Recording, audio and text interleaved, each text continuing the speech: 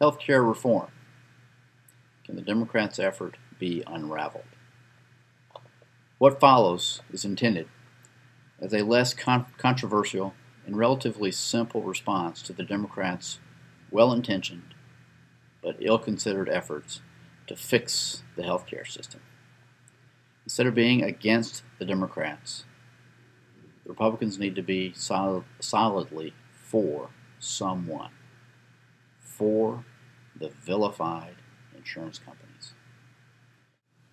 It can be convincingly argued that the health care reform law is currently drafted in the Senate is a series of unconstitutional takings of insurance companies' property, both money and intellectual property.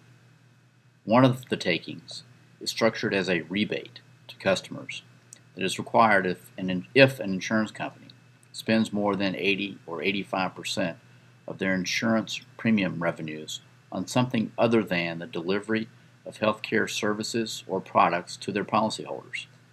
But it is a taking nonetheless. A critical indicia of ownership of something is control over that thing's disposition. When that control is taken away, whether by price fixing, by taking control of the disposition of a product or service that someone is selling, or by a rebate, there arises a Fifth Amendment claim against the government. The government is also taking, for its own use and without just compensation, all of the healthcare industry's proprietary data for pricing and administering their business operations. That database is meant to be plumbed by the government to divine the, quote, fair price for all future healthcare insurance coverage. Forgetting the folly of that proposition, it gives rise to another Fifth Amendment claim, maybe even an equal protection claim, but I diverge. How can we let the industry be bludgeoned this way? If we don't fight, that industry will be put out of business. No business can survive without at least the expectation of a profit, and any limit on that profit will kill the business. Just ask the former shareholders of General Motors or Chrysler, who suffered from the government's implicit support of the union's raids on those companies' profits, not to mention the damage those companies suffered from being told by the government the size and the weight of their product through the CAFE standards and other similar political mandates. The skeletons of the insurance businesses will be used for the foundation of, will form the infrastructure for, the so-called government option. The fact that neither the management nor the lobbyists of those companies have yet to grasp and understand that eventuality does not make it less likely. And mark my words, share prices will reflect this reality soon. And we will witness, since we can't live without the infrastructure that is owned by those insurance companies, we will witness a massive federal bailout of the insurance company industry. Why don't we open a new line of debate? The industry should go to the courts and seek injunctive relief before Congress takes the property of the entire industry and consequently destroys the industry. Surely there's a potential plaintiff willing to file for that relief. No? You see, the infrequent but articulate objections raised by the GOP have been drowned out by the noise about how much money is being spent or saved or moved from one pocket to another by the Robin Hood, Democratic Party. That's largely because it is enormously difficult to rewind several decades of the left's one-way ratcheting of the political discourse. Making the case that health care is not a right under the Constitution is difficult in today's entitlement-rich environment. If, for example, education is an entitlement, why not health care? At least for the indigent and the elderly.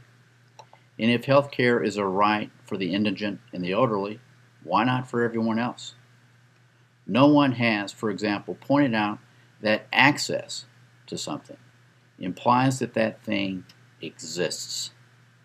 And it exists if and only if another human gave part of his life to bring it about. No one has a right to the fruit of that person's effort.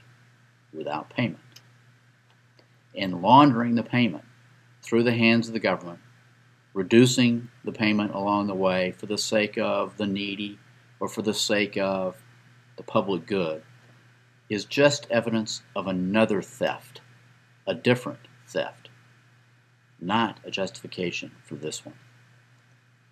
So instead, let's find a victim.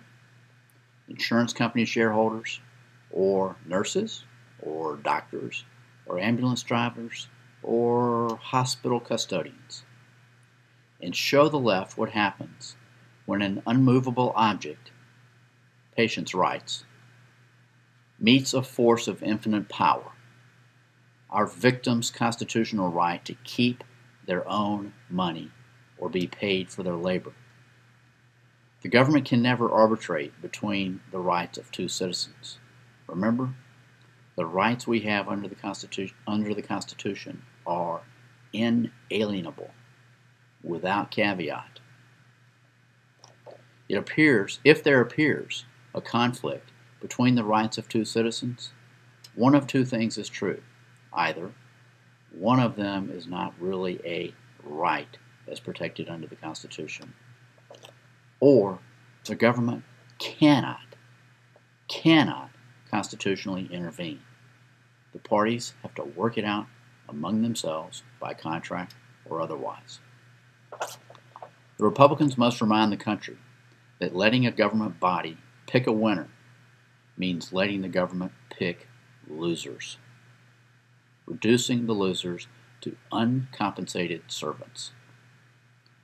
That is a very clear, concise, and unpopular outcome, even if the ersatz servants have been previously vilified by Harry Reid.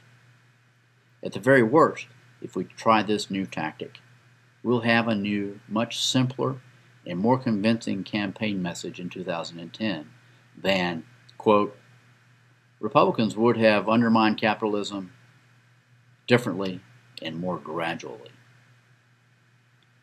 We can do better than this. God bless America.